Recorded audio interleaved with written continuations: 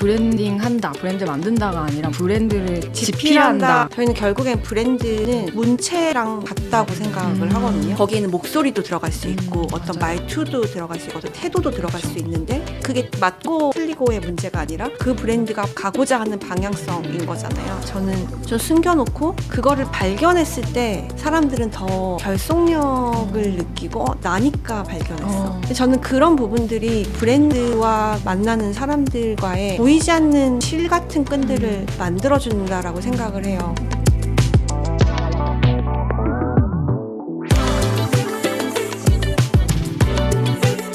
세상이 말하는 정답 말고 나다운 삶의 레퍼런스, 요즘 것들의 사생활 시작합니다.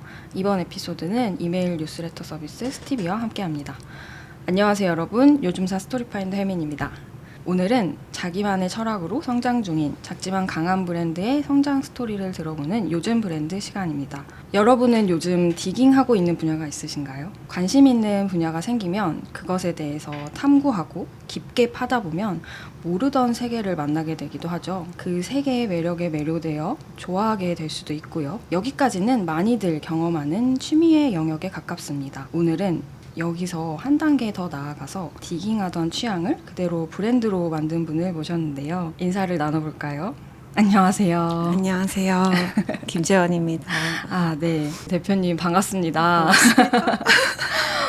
유튜브 엄청 오랜만에 유튜브에 등장을 하셨다고 맞아요. 그래서 지금 엄청 긴장하고 계신다고. 네, 유튜브는 했는데. 안 하겠다고 다짐했지만 또 요즘사 즐겨보는 채널이다 보니까 또 네. 불러주셔가지고 너무 감사해요. 뭔가 저도 약간 그런 요즘 선배라든지 요즘 브랜드 이런 네네. 것들 그 시리즈 보면서 네. 저도 너무 좀 도움도 받고 진짜요? 우리만 그런 거 아니구나 이분도 그렇구나 이런 좀 공감대도 형성되고 이런 것들을 보면서 우리 얘기도 뭔가 좀 도움이 될 수 있다면 한번 용기를 내볼까라는 마음으로 나왔습니다. 너무 감사합니다.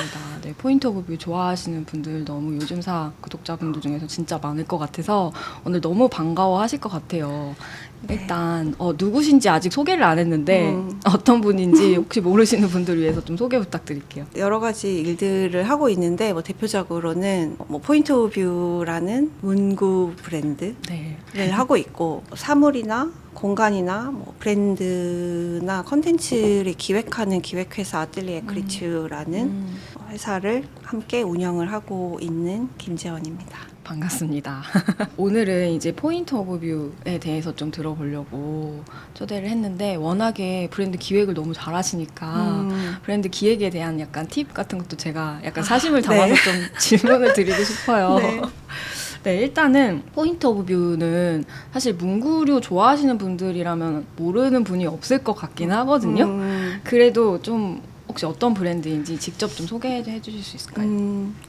처음에 기획을 할 때도 문구점을 만들고 싶어라고 기획했고 어른들의 문구점 맞아요. 이런 이야기들로 많이 불러주고 계시지만 저희는 사실 내부적으로는 문구점이라는 말은 좀 지양하자. 아, 진짜요? 네, 기획을 하는 네네네. 단계에서는 그러니까 지금은 그런 얘기들을 많이 나눠요. 그러니까 문구점이라고 조금 국한되는 것보다 우리는 창작의 장면이나 창작의 도구를 제안하는 브랜드라고 스스로 체면을 걸면서 좀 일을 하고 있는 편이고 그래서 좀 단순하게 문구점, 문방구라고는 저희를 정의를 하지 않으려고 좀 노력을 하고 있습니다.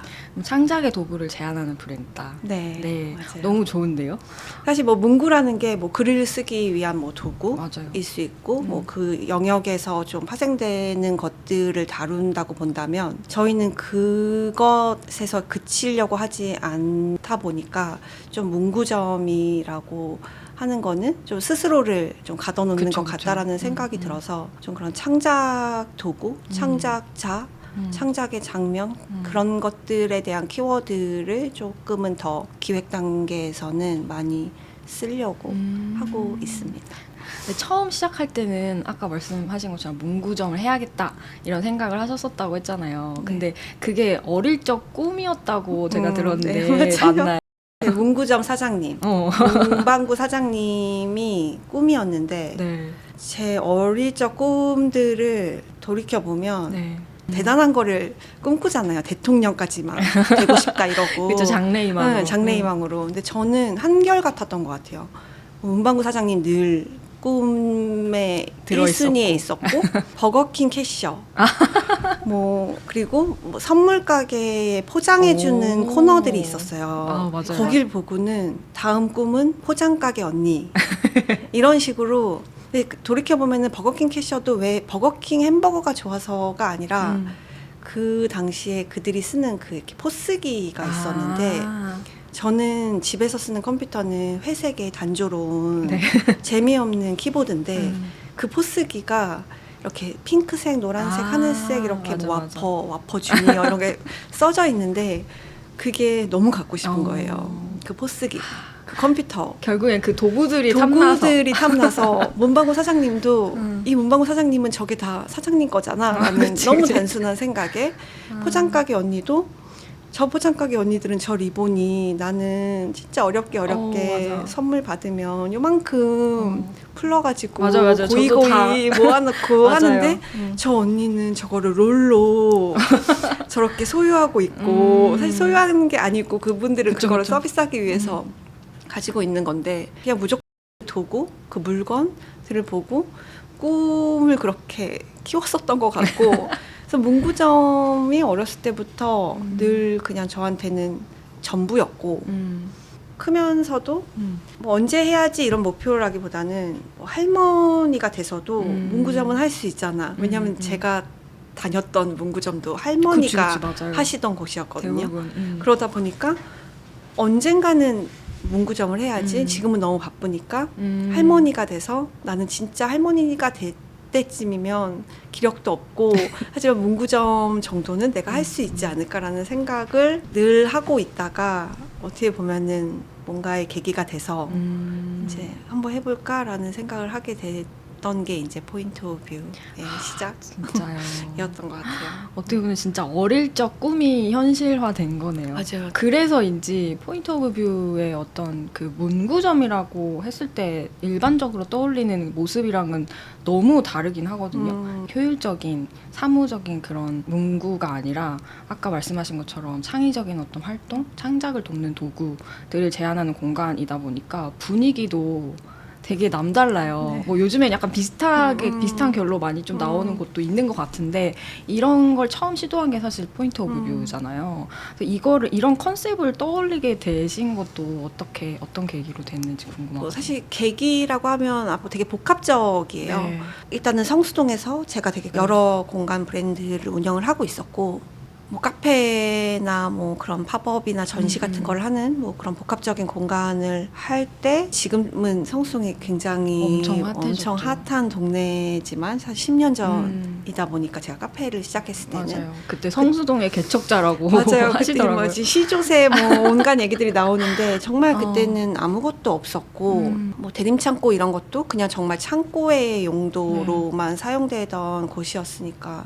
그러면서 저희가 카페를 오픈하고 뭐 두 번째 오레르라는 카페도 또 연무장길에 오픈을 하고 그랬을 시점만 하더라도 14년, 16년도니까 뭐 그때 뭐 매체에서는 뭐 성수동이 뜬다 이런 얘기가 있지만 저희 그 성수동에 있는 저희로서는 언제 뭐가 뜨는 거 이게 뜬 거야? 라는 막 생각을 할 정도로 여전히 사람들은 없고 갈 곳은 없고 그래서 그 당시에는 뭐 대림창고가 카페로 오픈을 하고 뭐 어니언 같은 좀 대형 카페들이 생겨나고 하다 보니까 사람들은 조금씩 유입이 됐지만 특히 우리나라 사람들은 어떤 동네를 가면 뽀개고 싶은 좀 그런 성수동 뽀개기. 네, 욕망들이 있는 것 같아요. 그러니까 뭐 여기 갔다 저기 갔다가 아니라 오늘 이 동네에서 노는 거야. 그러면 이 동네를 약간 나는 다 파헤칠 거야라는 그런 좀 탐구 네네. 의식들이 특히나 우리나라 사람들한테 있는 것 같은데 그런 컨텐츠적인 걸로 봤을 때 카페밖에 없던 시절이어서 네. 사람들이 동네에서 놀려면 커피도 마셔야 되고 맛있는 것도 먹어야 되고 뭐 구경도 해야 되고 사진도 재밌는 거 찍고 오늘 하루 되게 성수동 잘 뽀겠다 잘 놀았다 이런 느낌을 가져야 되는데 계속 카페들만 연달아 생기니까 사람들이 하루를 뭐 동네에서 이렇게 소비하는 경험적인 측면으로 봤을 때는 눈으로 보고 네. 경험하고 이런 것들이 필요하다라고 느끼면서 이제 뭐 오르에르 아카이브라고 뭐 오브제나 뭐 공예나 이런 것들을 다루는 곳도 하고 과작 가게도 하고 네. 뭐 여러 가지들을 했던 시점에서 내가 좋아했던 내가 언젠가는 하고 싶었던 그런 문구 브랜드도 하면 이 지금 동네의 느낌이라든지 다양성이라든지 이런 것도 맞춰질 수 있겠다라고 좀 생각을 했었던 것 같아요. 그렇다면 어떤 문구점이어야 될까라고 이제 좀 구체적으로 이제 조금 생각을 해봤을 때 그때 이제 제가 저희 회사에 오레르 아카이브라고 공예 관련해서 맞아요. 같이 하고 있던 직원이 2명 있었어요. 그 2명하고 이렇게 얘기하면서 뭐 잘 될 것 같아요라는 의견도 있었지만 사실 알파도 있고 오피스 그쵸. 디포도 있고 엄청 대형 대형 체인들도 있는 데다가 특히나 문구, 특히나 우리나라는 그 소비자 권장가라고 하는 게 온라인에서 다 무너져 있기 때문에 최저가 같은 것들의 허들을 넘을 수 그쵸. 없을 것 같다. 쿠팡 검색하면 너무나 쏟아지기 때문에 그래서 매출적인 측면으로는 좋은 비즈니스는 안 될 수 있을 것 같다라는 의견들이 있었고 그래서 처음에는 오레르라고 카페가 있고 뭐 위쪽에 아카이브라는 그런 샵 전시 공간들을 운영을 하고 있을 때 포인트 오브 뷰를 만들어야지라고 결심을 하면서 바깥에 되게 멋지게 오픈을 하고 싶었어요. 1층에 처음부터 대단하게 오픈을 하고 싶었는데 그런 좀 부정적인 의견들이나 저도 그럴까? 그럴 수도 있겠다 이런 걱정도 되고 하다 보니까 그러면 오르에르 안쪽에 조금 소심하게 하면 여러 리스크를 좀 줄일 수 있지 않을까라는 생각에 오르에르 2층에 안쪽에 골방 같은 방이 있었는데 그 방 안에다가 이제 좀 준비를 샵인샵처럼 하게 됐고 오르에르는 그때 성수동에서 굉장히 유명한 곳이 잘 되고 있었고 그래서 되게 소심하게 간판도 없이 그냥 어떻게 보면 용감하게 하지만 리스크를 줄여놨으니 일단은 내가 하고 싶은 걸 한번 구현해 보자라는 생각으로 2층 안쪽에다가 열었죠. 2018년 말에 이제 쬐끄맣게 한 18평 정도 되는 골방에다가 하게 됐고 근데 사실 가장 중요하게 생각했던 거는 들어갔을 때 정신이 혼미해져야 돼 라는 얘기를 많이 해요. 뭔가 눈이 휘둥그레지고 근데 막 뭐부터 봐야 될지 몰라서 막 이 너무 많은 것들이 이렇게 입력됐을 때 이렇게 아득해지는 거 있잖아요. 아 이걸 어디서부터 봐야 되고 이걸 내가 정해진 시간 안에 막 조바심나. 이거를 내가 다 볼 수 있을까라는 그 막 조바심에 어떻게 봐야 효율적으로 이것들을 다 누릴 수 있을까 막 이런 막 생각들이 들기 전에 오는 그 혼미하고 아득해지는 머릿속이 새까매지는 그 기분이 저는 그 문구라는 거를 탐구하게 만들었던 힘이었다고 생각하거든요. 저는 그 기분이 되게 중요하다고 생각했고 그게 꼭 내가 갖지 못한다 하더라도 그런 것들이 저한테는 좀 문구를 계속 좋아하고 뭔가 그 문구를 통해서 또 공부를 하게 됐다든지 그림을 그리게 나를 만들었다든지 했던 그런 힘이 됐었기 때문에 그게 여전히 어른이 된 지금도 너무 중요한데 나만 그럴까? 비슷한 사람들이 분명히 있을 텐데 거야. 그런 어떻게 보면 목적 구매를 위해서 존재하는 문방구에서 네.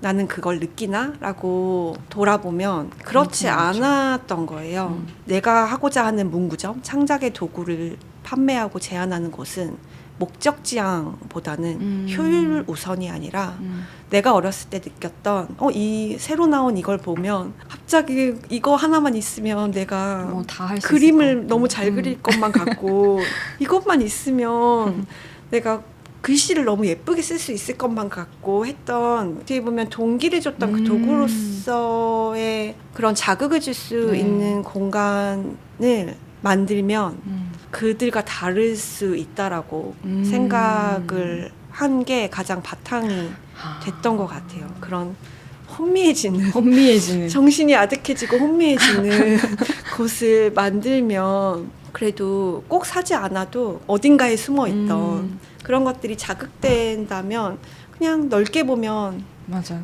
우리한테 사주면 더 고맙겠지만 더 넓게 보면 그런 것들이 인생에 되게 뭐 재미이고 동기일 수 있다라고 생각을 하는 측면에서 포인트 오브 뷰가 기획됐던 것 같아요.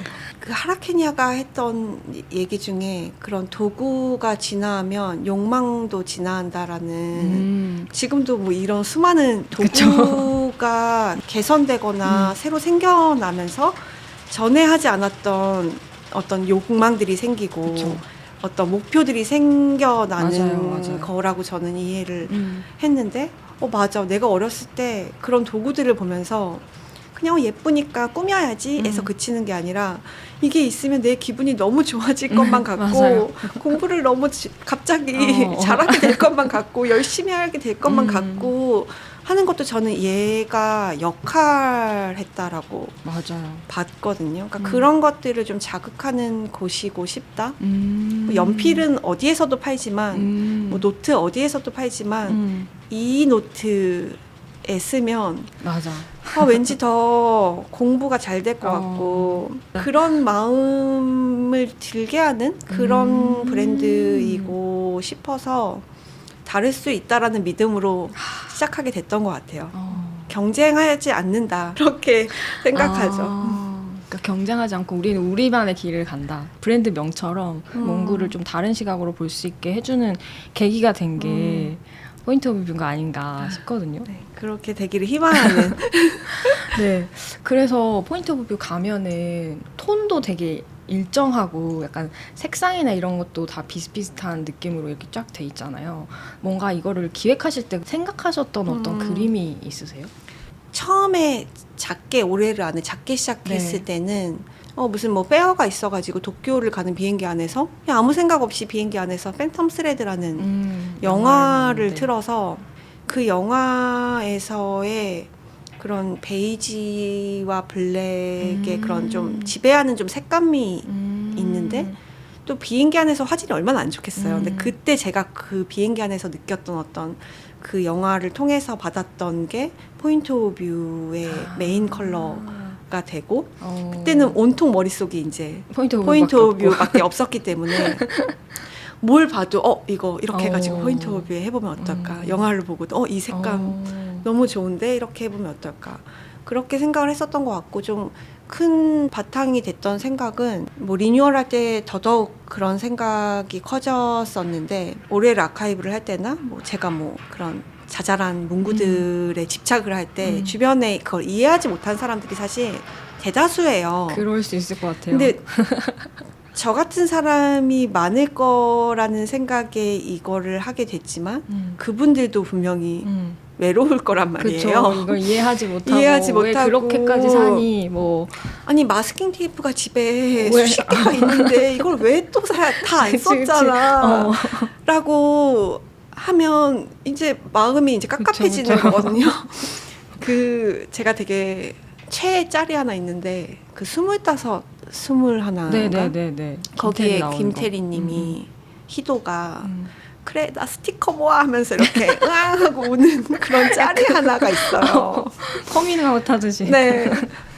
근데 그 친구가 이제 막 어른인 척 막 하다가 실제로는 사실 막 그 띠부띠부 씨를 막 되게 집착해서 모으는데 그게 이제 이해받지 못하고 몰래 그거를 좀 혼자 좋아하면서. 모으거든요. 그거 막 모아서 혼자 너무 즐거워하고 제가 진짜 그 캡처해놓고 그걸 처음에 맞닥뜨렸을 때 바로 저거는 거의 나의 인생 짱이다라고 생각할 정도로 근데 그런 마음인 것 같아요. 저희가 그냥 종이만 있고 잉크만 나오면 펜이지 왜 그걸 굳이 이런 탄압을 견뎌야 하는 우리들이 우리 공간에 왔을 때 저는 뭔가 좀 이해받는 느낌?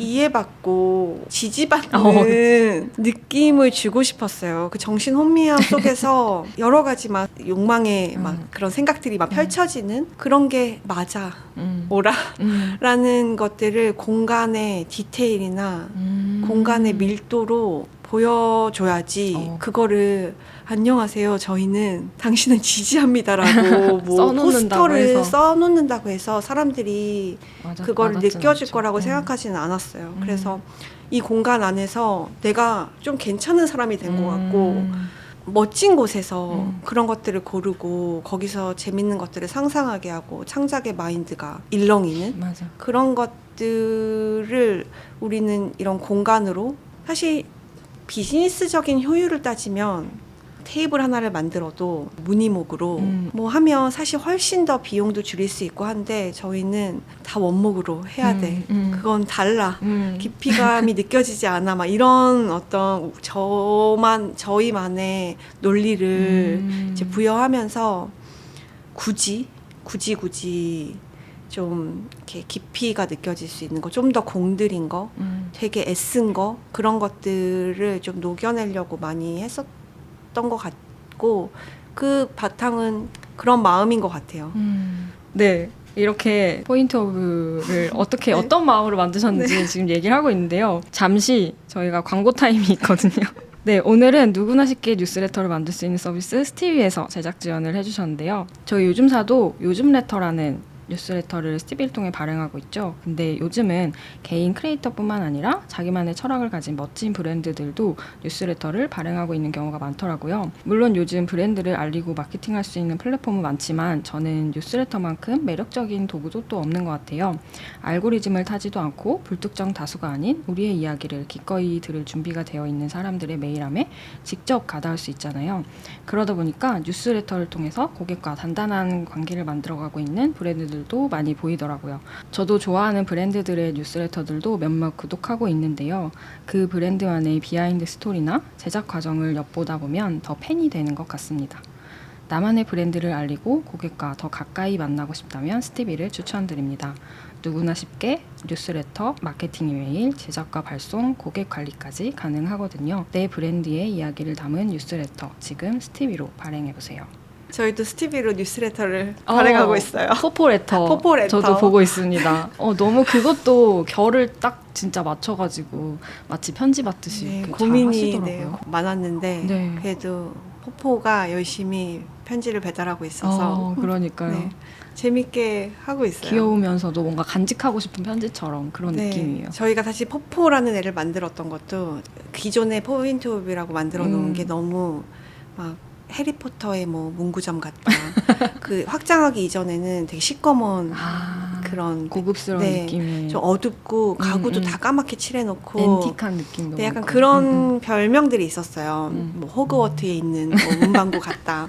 되게 학구적인 걸 좀 제가 좋아하기도 하고 그래서 브랜드의 결도 좀 그런 측면으로 만들었는데 저는 아까 말씀드렸던 것처럼 스티커 모으는 사람이잖아요. 그런 것도 물론 멋스럽고 조형적이고 이런 것도 너무 좋아하지만 또 이면에는 귀여운 것도 좋아하는데 귀여운 걸 너무나 좋아하는데 귀여운 거를 우리가 하면 좀 이질감이 느껴지는 거예요. 뭔가를 하고 싶은데 막 꿈틀꿈틀 되는데 그래서 저희가 레터를 하기로 결심했었던 부분도 뭔가 우리는 좀 너무 혼자서 그러니까 이 브랜드가 뭔가 어떤 사람이라고 한다면 MBTI로 치면 되게 I 성향의 조용히 자기 공부할 것만 하고 이런 느낌이다 보니까 좀 커뮤니케이션이나 이런 것들이 좀 이렇게 닫혀 있는 느낌들이 조금은 있었고 갑자기 근데 우리가 뭐 어떤 계기도 없이 사실 우리 귀여운 거 좋아해 막 이러면서 하기에도 이게 너무 뜬금없다라는 생각에 고민을 되게 많이 하고 있던 어떤 시점이 있었는데 뉴스레터를 통해서 조금은 다른 모습을 보여줄 수 있지 않을까 뭔가 그런 계기가 있어야 그쵸. 좀 이게 자연스럽게 이 채널은 이런 방식으로 우리가 풀려고 한다라는 것들을 좀 얘기할 수 있겠다라고 생각해서 뉴스레터라는 거를 한번 해보기로 결심했고 좋은 브랜드들이 가지고 있는 그런 애칭들이 있잖아요. 그쵸. 그런 것도 때로는 너무 부러운 거예요. 못쟁이 막 이런 것들 있잖아요. 땡땡이 붙어있는 이런 게 너무 부러운 거예요. 근데 우리가 사실 브랜드는 오너나 그걸 만들고 있는 그 구성원들의 성향하고도 사실 결을 담게 된다고 생각하는데 저희 어느 누구도 막 그런 어떤 하이텐션에 이가 땡땡 이를 붙이는 이거를 입 밖으로 꺼낼 수 있는 사람이 별로 없는 거예요. 그래서 그들이 너무 부럽지만 우리는 우리의 결에 조금은 맞춰서 할 수 있는 거에 저희의 가장 어떻게 보면은 그냥 제일 좀 적합하다고 생각을 했었던 게 포포 정도는 괜찮지 않아? 포포 무슨 이가 아니잖아. 그쵸. 뭐 폼폼이가 아니잖아. 이런 생각으로 포포 정도는 괜찮은 것 같아 해서 합의해서 포포가 탄생했죠. 적당한 귀여움? 네. 뭔가 근데 귀여움도 다양한 결이 있는 것 같아요. 막 맞아요. 그런 무슨 이 이렇게 네, 하는 맞아요. 귀여움이 있고 이게 그 겉으로는 되게 시크한 척 하는데 사실은 되게 귀여운 면모를 네, 보이는 맞아요. 그런 느낌 있잖아요. 그게 약간 포포레터와 포인트 오브 뷰가 아닌가. 사실 거기서 막 진짜 스티커 몇 시간씩 고르고 있는 사람들 사실 되게 귀엽잖아요. 네. 그게 뭐라고 그렇게 맞아요. 오래 고르고 있어. 약간 그런 귀여움을 잘 담아낸 게 지금 하고 계시는 네. 브랜딩이 아닌가? 그래서 아까 어떻게 해서 지금의 포인트 오브 뷰의 어떤 결이 나왔는지 얘기를 하고 계신데 이런 브랜딩을 하는 과정이 그래서 되게 이게 디테일을 많이 신경 쓰고 하시는 게 어떤 그 이면에 그 바닥에 깔려있는 어떤 철학과 이런 게 되게 단단하기 때문에 그런 하나 둘 이렇게 나오는 것들이 되게 어색하지 않고 이 브랜드를 잘 만들어준다는 생각이 들어요. 그래서 제가 알기로는 대표님이 그리고 그 브랜드 기획하는 팀이 하는 기획의 방식이 또 되게 독특하더라고요. 그래서 그거 좀 들어볼 수 있을까요? 저희는 독특하다고 생각한 적이 사실 없는데 그래요? 뭐 남들은 어떻게 하는지를 저희는 모르니까. 근데 제가 들었던 게 그냥 브랜딩 한다, 브랜드 만든다가 아니라 뭔가 브랜드를 집필한다. 집필한다라는 표현을 예, 저희가 많이 하고 사실 그렇게 얘기하는 거에는 저희의 방식이 그거와 닮았다라고 생각하는 부분이 있기 때문에 네. 회사의 이름도 에크리튜라는 맞아요. 뭐 문체라는 거를 뜻을 담긴, 가지고 있는데 저희는 결국엔 브랜드는 문체랑 같다고 생각을 하거든요. 그러니까 뭐 브랜드를 사람으로 비유하는 사람도 있고 뭐 글로 비유할 수도 있고 네. 근데 저희가 이야기하는 에크리튜에는 단순히 그 사전적 의미인 문체에서 나아가서 말투가 될 수도 있고 그래서 저희는 이 사람의 에크리추, 이 브랜드의 에크리추 이런 식으로 많이 표현을 해요. 그래서 에크리추를 설정을 해야 된다라고 이야기하는 거에는 어떤 문체를 만들자 어떤 글을 쓰는 행위도 저희가 방식적인 게 있긴 하지만 브랜드의 에크리추를 만드는 거에 있어서는 어떤 사람이 너무 우아하게 모습이 보여지는데 우아한 모습으로 보여지는데 입을 열었는데 너무 어떤 말이 거울하다든지 거기에는 목소리도 들어갈 수 있고 어떤 맞아요. 말투도 들어갈 수 있고 어떤 태도도 들어갈 그쵸. 수 있는데 표정이나 뭐 네, 모든 게 분위기. 어떤 쓰는 단어라든지 이런 것들이 다 들어갈 수 있는데 너무 겉모습은 우아한데 입을 열었는데 그렇지 않을 때 우리는 보통 깬다라고 표현을 그렇죠. 그 사람 깬다라고 표현을 하는데 저는 그게 브랜드도 마찬가지라고 생각을 하거든요. 그래서 어떤 브랜드의 에크리추를 설정할 때는 우리 브랜드가 사람이라고 한다면 어떤 스타일의 옷을 입을 것 같고 어떤 뭐 룩을 하는데 그 사람이 입을 열면 굉장히 즐겁고 정말 하이텐션으로 이야기하는 거는 맞아. 그 브랜드의 에크리추일 수 있는 그게 맞고 틀리고의 문제가 아니라 그 브랜드가 다른 거죠. 가고자 하는 방향성인 거잖아요.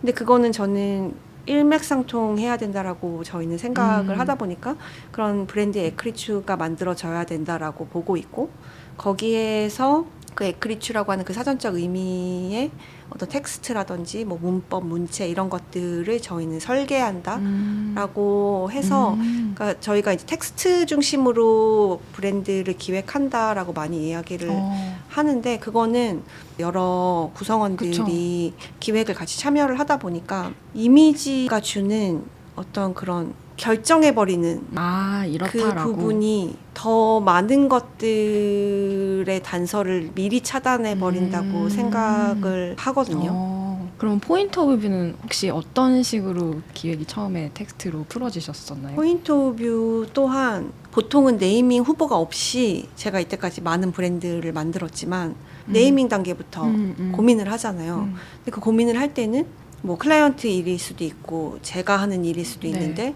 나는 뭘 잘하고 우리는 이걸 왜 하려고 하고 온갖 여러 가지 또 단서들 글감들을 뿌려놓고 거기에서 이제 조금씩 좁혀가면서 네이밍이 만들어지는데 포인트 오브 뷰는 되게 이례적으로 제가 그 문구점을 해야겠다라고 결심했던 네. 그 무렵에 갑자기 이렇게 후다다다닥 모든 걸 어. 결정을 했다고 아까 말씀드렸는데 약간 답정이었어요. 그냥 이름은 포인트 오브 뷰로 할 거야. 이미 정해져 있었구나. 네, 이름은. 근데 그 전부터 뭐 내가 문구점을 한다면 이름을 포인트 오브 뷰라고 해야지라기보다는 똑같이 연필을 팔지만 우리는 다른 이야기를 하고 싶고 다른 부분을 맞아요. 자극하고 싶은 거지. 이게 그냥 흑연이 나오는 얼마짜리를 우리는 제한하려고 하는 게 아니기 때문에 사실 관점이라는 게 가장 중요한 부분이라고 생각을 했고 문구라는 거를 다루는 그 스티커를 다루는 것도 결국에는 관점의 문제인 거거든요. 어떤 사람에게는 이게 너무나 소중하고 이 하나하나가 나에게 어떤 즐거움을 주고 다 설명할 수 있지만 어떤 사람에게는 쓸데없는데 돈 쓰는 걸로밖에 안 보여질 수밖에 없기 때문에 그런 관점이 굉장히 중요하다고 생각을 하게 됐었던 것 같아요. 그래서 그 이름을 포인트 오브 뷰로 하겠다고 생각을 했고 근데 이제 심볼을 해야 된다라고 이제 생각을 했을 때도 지금 심볼이 사과잖아요. 사과잖아요. 어떻게 그게 근데 나오게 그 전에 됐는지도. 시안 중에 너무 1차원적인 뭐 시점이라든지 관점이라든지 이런 걸로 뭐 눈이 등장하고 뭐 돋보기가 그럴 수 등장하고 있지, 이런 맞아요. 것들이 많이 있었는데 이런 게 아닌데 그러니까 사실 저는 브랜드를 초기부터 계속 만들면서 이런 여러 단서들을 숨겨놓는 게 훨씬 더 제가 하고자 하는 방향하고 맞다라고 생각을 했거든요. 그게 정답이다가 아니라 뭐 숨겨놓지 않고 엄청 더 드러내고 효율적으로 잘 보여줄 수 있는 걸 추구하는 브랜드들도 있겠지만 저는 좀 숨겨놓고 그거를 발견했을 때 사람들은 더 좀 결속력을 느끼고 나니까 발견했어. 맞아. 이게 어디다 뭐 메밀의 효능 우리가 무슨 뭐 메밀국수집 가면 뭐 이런 게 다 아니라 써있죠. 다 써있는 그런 게 아니라 내가 좀 디깅을 했는데 그쵸, 이런 맞아. 이야기가 숨겨져 있네. 근데 이거는 나 정도의 디깅력이 되니까 혹은 관심이 있으니까 혹은 나의 안목 정도 되니까 이게 발견된 거라는 거에서 사람들은 좀 뿌듯함을 느끼는 것 같거든요. 저 또한 그렇고. 근데 저는 그런 부분들이 브랜드와 그 브랜드를 만나는 사람들과의 보이지 않는 되게 실 같은 끈들을 만들어준다라고 생각을 해요. 그걸 막 이렇게 써놓는다고 해서 사람들이 맞아요. 그거를 뭐 읽어주는 사람들도 요즘엔 많이 없지만 읽어준다 하더라도 그래? 와닿진 않죠. 와닿지 않고 공감하지 못하는 경우를 상당히 많이 봤기 때문에 그렇게 본인이 찾아서 발견을 했다는 그 기쁨에 거기에 또 재밌는 탄탄한 이야기가 있을 때 더 알고 싶어지는 그런 장치를 좀 많이 넣으려고 하는 편인데 그렇다 보니까 이 돋보기는 너무 직접적인데 맞아. 이런 거 아니고 더 재밌는 이야기들을 좀 넣어놓고 싶다라는 생각에 뭐 없을까 하다가 이제 저희가 이제 세잔의 사과를 발견했고 의미도 너무 좋고 그 세잔 사과가 뭐 다양한 위치에서 본 그림이라고. 그 당시 했었네. 이제 회화에서 원근법이라는 걸 발견하고 나서는 이것이 너무 엄청난 거예요. 근데 사실 그 원근법의 전제는 하나의 시점에서 보기 때문에 이것이 앞에 있고 이게 뒤에 있는 거잖아요. 그쵸. 근데 이건 하나의 시점이 전제되는 거라면 세잔은 어떻게 하나의 시점만 존재할 수 있냐. 여기서 봤을 때의 모습과 여기서의 봤을 때의 모습은 다르다. 사과도 그렇다. 앞에서 볼 때와 위에서 볼 때와 이 빛에서 볼 때와 저 빛에서 볼 때가 다른데 어떻게 그거를 하나의 시점으로 얘네를 표현할 수 있냐 이런 얘기를 하면서 어떻게 보면은 원근법이라는 거를 다르게 해석해서 그림을 그렸다 보니까 세잔의 사과 그 유명한 정무라 그림이 근데 어떤 거는 꼭지가 보이고 어떤 거는 밑에서 본 모습이고 한 폭에 담겨져 있는 것이 그러니까 그런 생각들이 우리가 이 세상을 바라보는 어떻게 보면 도구를 바라보는 우리가 좀 추구하는 방향하고도 좀 너무 찰떡이다. 찰떡이다. 그는 사실 너무 대단한 사람이고 회화에 엄청난 지대한 영향을 미쳤지만 발상이 창작의 관점을 해석하는 것하고 닮아 있다. 따라가야 되겠다. 그런 마음에 우리의 심볼은 세잔의 사과다. 은유적으로 그런 뜻을 사람들이 언젠가 알게 되면 재밌어 하지 않을까? 그렇게 그리고 POV에 네.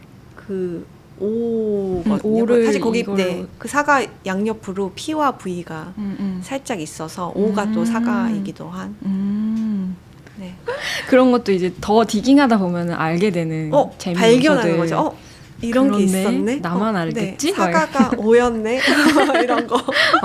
그치. 근데 이게 아까 말씀하신 것처럼 처음에는 진짜 나의 어떤 취향, 취미 같은 진짜 내가 그냥 너무 좋아서 덕질하던 것들에서 네. 이렇게까지 차츰차츰 오게 된 거잖아요. 근데 아마도 많은 분들이 뭐 문구를 이렇게 좋아할 수도 있고 뭐 다른 분야를 다 디깅을 해서 나만 아는 어떤 것들 발견하면은 재미를 느끼면서 그런 분야들이 하나씩은 있을 텐데 이걸 이렇게 브랜드로 펼치려면은 어떤 또 다른 요소들이 필요하지 않을까라는 생각이 들거든요. 그래도 어떤 비즈니스적으로 생각해야 될 부분도 있을 거고 그런 부분에서 만약에 자기의 어떤 이런 디깅하고 있는 어떤 분야, 덕질의 어떤 분야를 좀 브랜드화 해보고 싶다라는 분이 있다면은 어떤 좀 조언을 해주실 수 있을까요?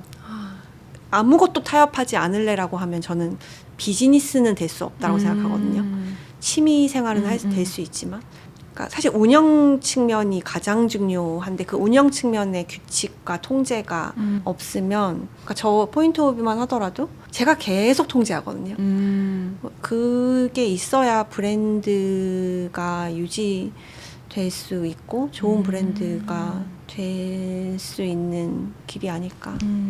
그러니까 뭔가 그냥 취미 영역에 남으면 사실 되게 자유롭게 뭐든 펼칠 수 있지만 이게 어떤 브랜드이고 운영을 하는 어떤 비즈니스 네. 주체가 되려면은 어느 정도 통제를 통해서 기준을 잘 네. 튼튼히 삼고 그걸 통해서 만들어 가야지 된다. 근데 사실 저는 그 더 전제되는 거는 그 좋아하는 거를 할 때가 전제잖아요. 이 질문에서는. 근데 저는 덕후가 세상을 구한다라고 덕후의 그 자질이 있는 사람들이 브랜드를 잘 만들 수 있다고 생각은 해요. 하지만 그렇다고 해서 덕후가 만든 브랜드가 성공을 할 것이냐 비즈니스적으로 그건 사실 미지수인 거죠. 그쵸. 근데 덕후의 성향을 가진 사람이 브랜드를 잘 만들 수 있다라고 생각하는 거에는 좋아하기 때문에 열정이 따라오고 거의 헌신에 가까운 열정이 그쵸. 따라오거든요. 그냥 열정이 그쵸. 아니에요. 굳이 이렇게까지라는 그냥 열정? 나도 저 정도의 열정은 있어가 아니라 와 저렇게까지 한다고? 정도의 그리고 저 많은 거를 포기하고 저기에 저렇게까지 한다고 하는 그 헌신이 뒷받침된 열정을 그들은 알고 있거든요. 그런 거죠. 또 한 분야에 그렇게 열정과 헌신을 바치기 때문에 그 분야의 덕후가 될 수 있는 건데 그런 분야를 브랜드로 만들면 어느 누구도 경쟁할 수 없단 말이에요. 열정과 헌신적인 맞아요. 측면에는 맞아요.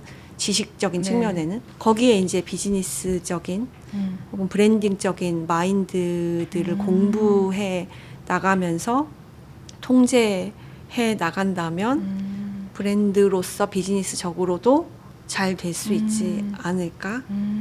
그러면 이런 나의 덕질로부터 시작된 어떤 브랜드였는데 지금은 성수동에서 제일 사람이 많던데요? 포인트 오브 뷰가 처음에는 그 작은 공간으로 시작했다고 하셨지만 지금은 이제 아예 그 공간 건물 전체를 다 네. 포인트 오브 뷰로 하고 있고 언제 가도 사람들이 되게 북적이는, 어떻게 보면은 나의 덕질로 시작된 나 같은 사람들만 알아주면 좋겠어 라는 마인드로 시작했는데 지금 굉장히 대중적으로도 인기가 많아진 것 같다는 생각이 들거든요. 그래서 그럴 때 일단 기분이 어땠는지도 궁금해요. 나 같은 사람이 오면 나를 이해받을 수 있겠지? 너도 그런 마음으로 이해받는 기분을 느꼈으면 좋겠어 라는 마음으로 했는데 지금은 굉장히 또 폭넓은 사람들한테 관심을 받고 있으니까 어떤지 좀 궁금하고. 눈물이 날 것 같은데요. 사실 포인트 오브 뷰가 작게 있다가, 왜냐면 오르에르라는 카페도 너무 잘 되고 됐잖아요. 있었을 때예요. 그러니까요. 근데 나는 카페를 하려고 한 게 아닌데 난 디자인을 하는 사람이고 문화적인 그런 좀 재미난 것들이 있었으면 좋겠어. 성수동에. 근데 왜 서울의 동쪽엔 재미난 문화를 향유할 수 있는 곳이 없으니 내가 공간을 만들어서 전시도 하고 재밌는 이벤트도 하면 사람들이 많이 오겠지? 이런 생각으로 하게 됐고, 사실 F&B 비즈니스가 되게 힘들었던 부분이 있었는데, 계속 브랜드라는 거는 계단처럼 네. 정체기도 있지만 조금씩이라도 성장을, 그게 뭐 매출적인 측면이든 브랜딩적인 측면이든 규모적인 측면이든 성장을 해야 운영하는 사람도 재미가 있는데, 제가 더 성장시키기에는 제가 그 분야의 전문가가 아니다 보니까 저는 이 카페를 공간적인 측면으로 바라봤지 브랜드적인 측면으로 바라봤지, 사실 그것의 본질인 메뉴를 만들고 하는 거에는 마실 줄만 알았지 만들 줄은 모르는 사람이었다 보니까 한계를 많이 느꼈었고, 그래 내가 항상 얘기하는 거 내가 잘하는 거를 해야지 라고 또 그때 생각을 하게 되면서, 사실 포인트 오브 뷰를 하면서도 카페를 유지할까도 생각은 했었어요.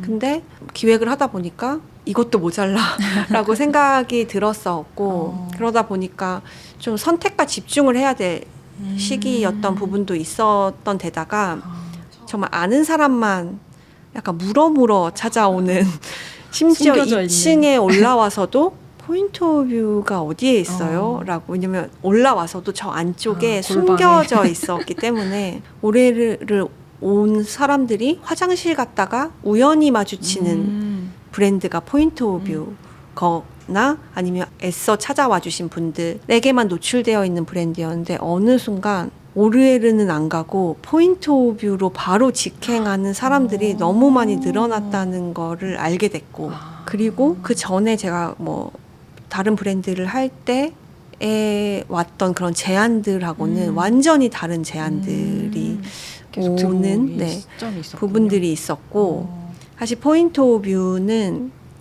사실 기획 단계부터 제가 그 전에는 리테일이라는 거를 몰랐어요. 근데 제가 이렇게 흡수하는 걸 되게 좋아하거든요. 이 세상에 약간 모든 걸 흡수하고 싶어 약간 이런 좀 욕심을 가지고 있는데, 그거에 일단 학습이 되어 있는 상태에서 포인트 오브 뷰는 되게 설계를 촘촘하게 했었어요.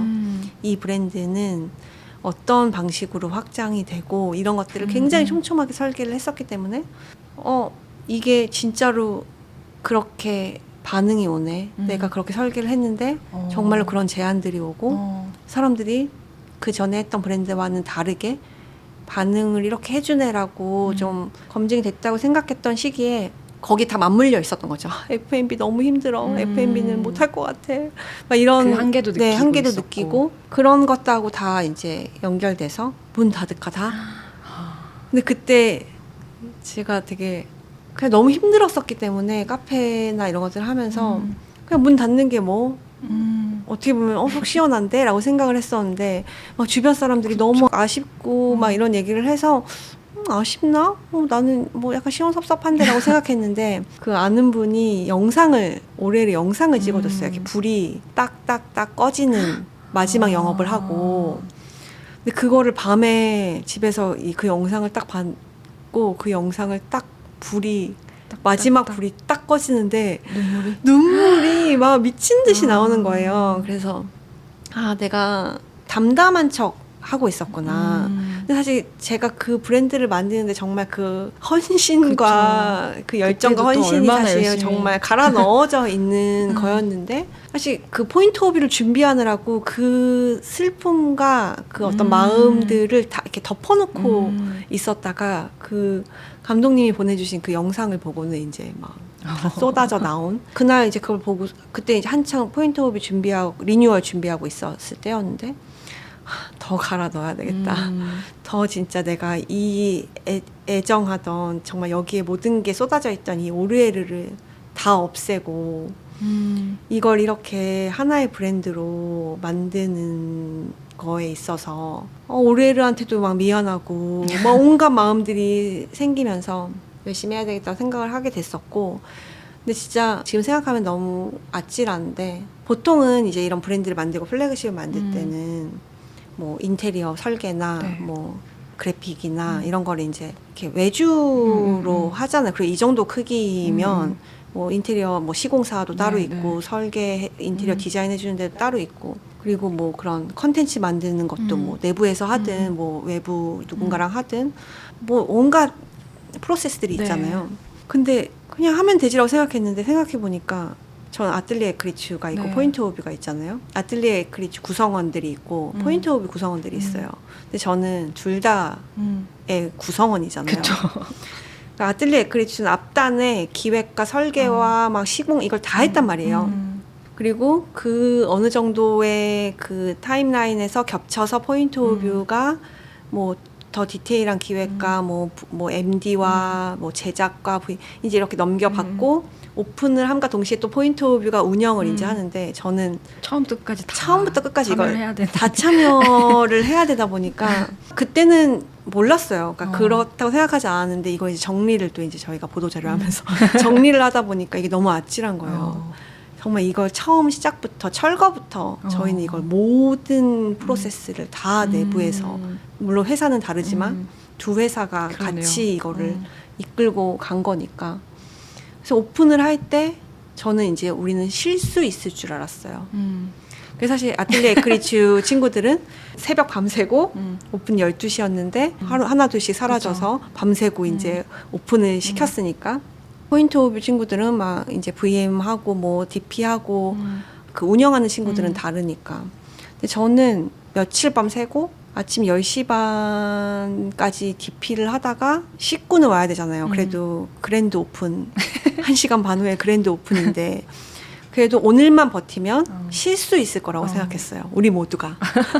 우리 모두가. 그렇게 생각했는데 간과한 거는 연무장길이 저희가 공사하느라고 닫아둔 사이에 사람이 더 많아지고 온갖 더 사람이 많아질 만한 이벤트들이 있었던 거예요. 문을 열자마자 사람들이 이제 쏟아지다 보니까 엄청 기다렸나 봐. 저희는 정말 그날만 버티면 된다라고 생각했었거든요. 근데 그날 이후로 저랑 저희 몇몇 매니저는 진짜 계속 모시고 달렸고 저는 3달 동안 하루도 못 쉬었던 것 같아요. 계속 카드 결제기 결제 머신으로 활약하면서 그래서 사실 너무 감사하고 그게 우리가 잘해서가 아니라 그 어떤 성수동이라는 동네와 여러 가지의 그런데 시류와 그런 것들을 물론 분석했지만 그런 것들의 혜택을 받아서 그렇게 잘 됐고 지금은 거의 저희가 테마파크다라고 생각이 들 정도로 너무 많이 오더라고요. 감사하지만 어떤 면에서는 너무 고충이 많고 또 가장 중요하게 생각했던 온갖 동선들을 다 설계한 거거든요. 네. 이렇게 지나가면서 이걸 보다가 고개를 들었을 때 저 위치에 저게 있고 이 모든 게 설계된 건데 사람들이 너무 많다 보니까 고개를 들면 사람이 저게 보여야 되는데 저 액자가 보여야 되는데 사람들에 둘러싸여 있으니까 기획했던 것이 작용하지 못하게 되고 그러다 보니까 양가적인 측면 그런 고민들이 있는 거죠. 너무 장사가 잘 되니까 너무 좋지만 이러려고 한 건 아니었는데 이런 것들이 믹스가 되다 보니까 이러지도 못하고 저러지도 못하는 그게 그래서 진짜 아이러니인 것 제일 안타깝고 저 또한 그런 반응들은 사람이 너무 많아서 옛날부터 포인트 오브를 너무 좋아하고 살 게 없어도 거기 가면 어떤 창작의 욕구가 되살아났던 뭔가의 실마리가 찾아졌던 그런 산책적 기분 그런 영감의 어떤 산책을 할 수 있었던 그 곳을 이제는 뺏긴 것 같다. 이제는 그래서 못 갈 것 같다. 라는 이 이야기를 들을 때 그렇다면 우리는 왜 존재하는가? 막 이런 생각들이 들기 시작하고 또 그런 고충이 있으시구나. 네, 엄청난 고민들이 있는 거죠. 그래서 밖에서 봤을 때는 너무 잘 돼서 좋으시겠어요지만 너무 잘 돼서 좋고 감사하지만 우리가 플래그십을 만들 때 설계했을 때 그런 생각했던 것들은 정말로 구현되고 있을까? 아닌 것 같아요. 어떤 면에서는 다른 방법들을 찾아야 되나? 이런 고민들로 이어지는 지금 그런 고민들을 하고 계신 그런 부분들이 있는 거죠. 근데 보니까 어디 아무도 안 오는 곳에 숨어서 하나를 열어야 되나? 또 뭐 아무도 안 오는 곳으로. 네. 안 유명한 그 성수동이라서 또 그런 것 같기도 해서. 그래서 포인트옵이라는 브랜드를 봤을 때는 이 자리에 하는 게 맞았던 걸까? 근데 또 어떤 면에서는 이 정도 규모가 운영되려면 그쵸. 사람들이 와야지. 그만큼이 와서 매출이 나와야 이만큼의 인력과 이 규모를 움직일 수 있는 거고 그런 고민들이 많아요. 근데 처음에 설계하실 때부터 약간은 그래도 뭐 염두해 두시고 당연히 사람들이 좀 많이 올 거다라는 생각은 했잖아요. 했으나 너무 많이 오고 그래도 1층은 그렇게 좀 대중적인 사람들이 올 거라고 예상하고 구성을 맞아요. 하셨고 일부러 층층이 조금 더 뾰족하게 가시는 거잖아요. 맞아요. 맞죠? 그래서 위 꼭대기 가니까 그래도 사람이 좀 많이 없더라고요. 근데 그런 것도 그 설계한 대로 그쵸. 네, 그렇게 되고 있는 건 맞는데 이제 막 상처를 받는 거죠. 이제 우리는 그런 막 공간으로서 그런 하나하나의 디테일로 뭐 이거 풀로 뭐 본드로 붙여도 되는데 막 종이를 막 오려가지고 이거를 막 클립을 묶어놓고 막 이상한 집착들을 막 해놨는데 이렇게까지 공들였어. 근데 우리 이 마음 나도 알고 너도 알잖아. 약간 이런 마음들을 막 온갖 곳곳에 뿌려놨는데 전혀 이해하지 못하는 여기를 테마파크로 인식하는 분들이 오셔서는 이걸 왜 사? 라는 말들을 툭툭 뱉는 것들을 보면 뭐 당연히 저는 뭐 그런 얘기 하도 많이 들어가지고 상처를 안 받는다고 말하지만 그래도 자꾸 생각나거든요. 당연하죠. 자꾸 생각이 나는데 문진을 사는 인생은 뭐 어떤 인생이야? 막 이런 얘기를 제가 들었을 때 그 말을 제가 막 적어놨었거든요. 문진을 사는 인생. 어디서 듣고 계신 거예요? 그래서 되게 이렇게 쓱 가 있어요. 항상 가면. 근데 그 친구의 그 고민도 저는 너무 인상 깊은 거예요. 이 친구한테는 문진을 사는 인생. 그러니까 이 실용적이지 않은 거를 이런 오브제를 사는 거는 어떤 생각으로 사는 거야? 근데 그거를 그런 걸 경험을 해보지 않았으니까 진짜 궁금해서일 수 있어요. 네, 맞아요. 그러니까 진짜 궁금해서예요. 그러니까 그거를 뭐 비꼬 오거나 비아냥거리는 게 아니라 진짜 궁금해서 문지는 뭐 68,000원을 주고 사는 인생은 어떤 인생이야? 그걸 친구한테 얘기하는 걸 제가 듣고 저 말이 무슨 말이지? 막 써놓는 거예요. 뭐 그게 돈이 많아서 살 수 있는 게 아니라 그거에 가치를 부여한 사람은 살 수도 있는 거잖아요. 그게 쓸모는 없지만 우리가 일반적으로 말하는 진짜 종이를 누르는 용도로는 68,000원이 아니라 그냥 집 앞에서 돌멩이를 주워도 충분히 그 기능은 다 하겠지만 저희가 그 프로이트의 책상도 설계 기획 단계에서 많이 이야기를 하는데 프로이트 책상 앞에 줄줄이 늘어져 있던 그 오브제들이 그러니까 직접적인 역할은 하지 않았을지언정 프로이트가 막 이야기를 할 때 항상 생각을 할 때 글을 쓸 때 그걸 이렇게 쓰다듬었다는 그런 기록들이 있는데 걔는 그걸로서 역할을 저는 했다고 생각을 하거든요. 얘가 글을 써주진 않았지만 얘가 어떤 뭐 말을 해주고 뭐 챗GPT처럼 글을 써주진 않았지만 항상 쓰다듬었다라는 이야기가 있어요. 그는 그 앞에 있는 어떤 특정 그 오브제를 항상 쓰다듬으면서 말을 했다. 뭐 그런 이야기가 있는데 그렇다고 하면 저희는 이거는 작용을 했고 창작의 사고와 그런 거에 역할을 했다라고 보는데 그 오브제 68,000원짜리 오브제는 종이를 누르지는 않을지언정 얘는 그 내 책상 앞에서 내가 글을 쓰고 일기를 쓰고 오늘 하루를 정리하는 거에 있어서 역할을 할 수 있잖아요. 충분히 그 뭐 아름다움으로 역할을 하든 걔의 그 매끈함으로 역할을 하든 거기가 뭐 빛이 비치는 그림자가 그 역할을 하든 그래서 그런 것들을 우리는 이야기하는 브랜드로 이런 것들을 다 만들고 있는데 그러니까 이분은 그런 것들에 대한 이야기가 그냥 지나치었기 때문이거나 혹은 봤더라도 공감하지 못하거나 그러니까 그런 것들을 보면 뭐 그럴 수도 있지 하고 넘어갈 수도 있지만 그러면 이런 것들을 분리해야 되는 건가? 그걸 이해하는 사람과 그걸 이해하지 못하는 사람을 뭐 분리해서 다른 장치를 해야 되나? 뭐 이런 고민도 그쵸. 많이 하게 되고 그래서 고충이 많아요. 사람은 많지만 맞아요. 사람도 많고 비슷한 것 같아요. 그 유튜버들도 그냥 우리 것만 아는 팬들만 있을 때는 되게 서로 공감하면서 즐겁다가 이게 또 근데 맞아요. 왜 구독자가 안 늘지 이런 고민이 있잖아요. 맞아. 그러다가 이제 진짜 유명해져서 구독자가 너무 많아지면 사람들도 잘 돼서 좋겠다라고 하지만 또 그 나름의 고민이 맞아요. 있는 거예요. 왜냐하면은 잘 모르는 여기에 처음부터 공감하지 않았던 대중이 몰려오면 거기에서 막 악플도 달리고 맞아요. 이해하지 못하는 얘기들도 막 하고 막 그러면서 거기서 상처도 받고 그러더라고요. 맞아요. 약간 비슷하죠. 정말 뭐 무슨 일이든 그 양날의 검 같은 게 존재한다고 생각하는데 그래서 정말 똑같은 마음이에요. 그리고 너무 좋지만 힘들다. 워낙에 좋아하는 걸로 진짜 나의 진심으로 너무 만들었기 때문에 더 그게 나한테 화살처럼 콕 네, 꽂히고 맞아요.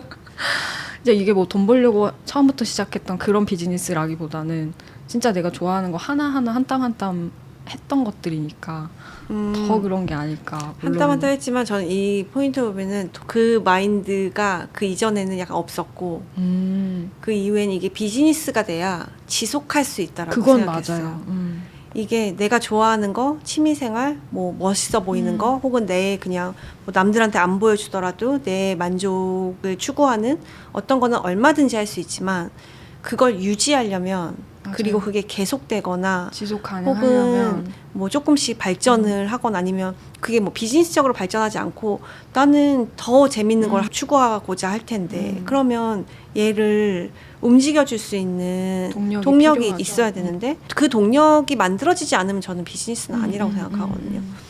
저도 너무 똑같이 생각을 해요. 그건 네. 너무 공감하고 그래서 그 아이러니가 나오는 것 같아요. 그래서 맞아요. 돈을 벌어야 하는 거 맞는데 맞아요. 근데 나의 어떤 자아 실현 해줬던 것도 포기할 순 없고 맞아요.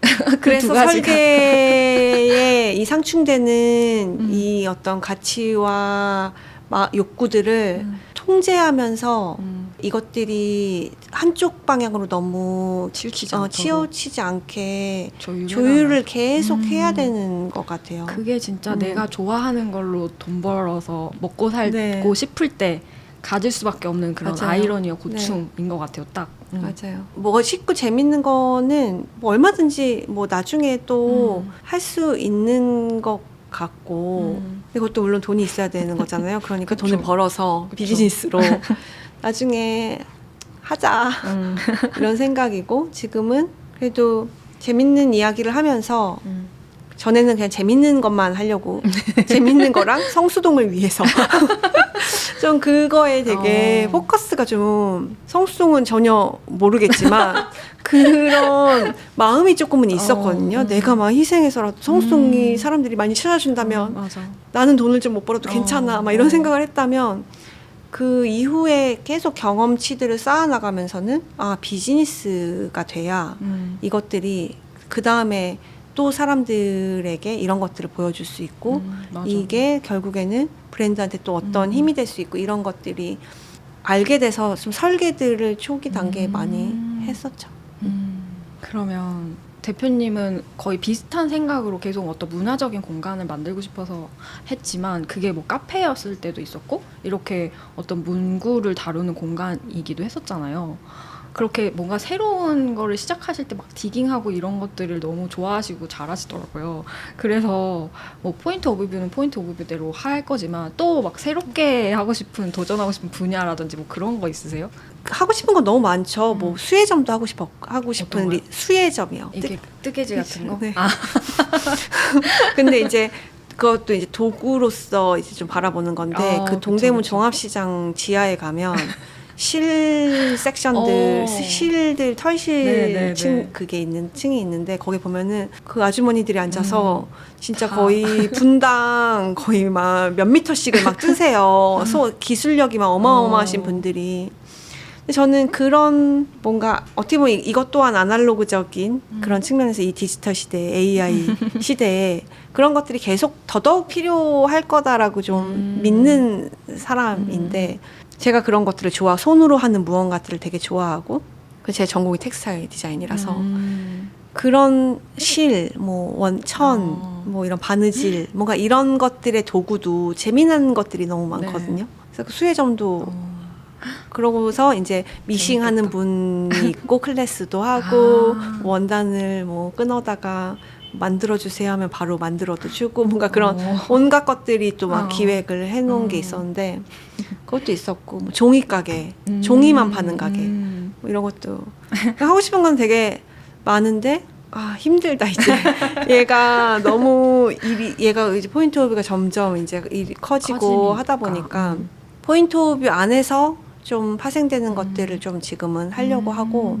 또 확장하는 거에 있어서 계속 지속 가능하려면 계속 우리가 힘든 구조로 하는 게 아니라 맞아요. 유통사나 이런 데랑 협력해서 하는 구조를 지금 계속 실험하고 있고요. 네. 그래서 저희가 약간 뭐 사람을 쓰지 않고 뭔가 매장을 뭐 관리하는 뭔가 하는 그런 것, 뭐 무인 문방구 이런 게 아니라 뭐 지킬 수 있는 거는 지키면서 뭐 해결할 수 있는 것들을 시도하는 것도 있고 그리고 문구 페어를 기획하고 있는 게 있어가지고 와 재밌겠다. 저는 문구라는 게 이 나라에 정말 수많은 문구인들이 그쵸, 있다고 있죠. 생각을 하는데 라이프 스타일이나 뭐 온갖 그런 어떤 분야에 괜찮은 재밌는 어떤 그런 페어 뭐 이런 그들을 모아서 재밌는 어떤 뭐 도서전이라든지 뭐 페어들이 다 있는데 문구는 없어요. 있긴 한데 되게 어떤 그 조합 형태의 좀 되게 산업 박람회 같은 형태로만 있고 좀 컨텐츠적으로 그런 장이 없기도 하거니와 저는 우리나라의 문구 브랜드들이 훌륭한 게 너무 많다고 생각을 하거든요.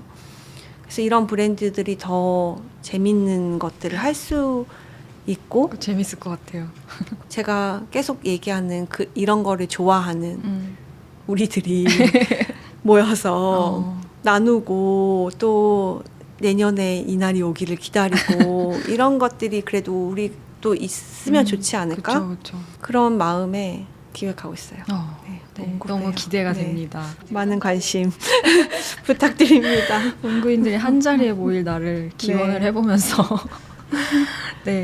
이렇게 오늘 포인트 오브 뷰의 김재현 대표님과 포인트 오브 뷰가 어떻게 생겨나게 됐고 지금의 고충까지 좀 얘기를 들어봤습니다. 지금 듣고 계시는 여러분들 중에서도 문구인들 있으실 텐데 손 좀 들어주시고요.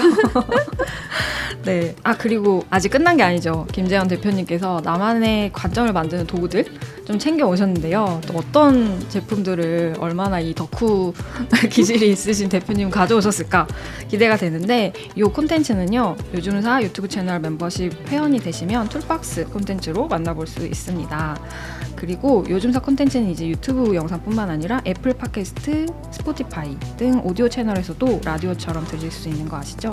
출퇴근길에 작업하면서 편안하게 들어주셔도 좋을 것 같습니다. 그러면 우리 다음 주에 또 만나고요. 대표님과 인사를 나눠보도록 하겠습니다. 네, 안녕. 안녕. 감사합니다. 감사합니다. 네.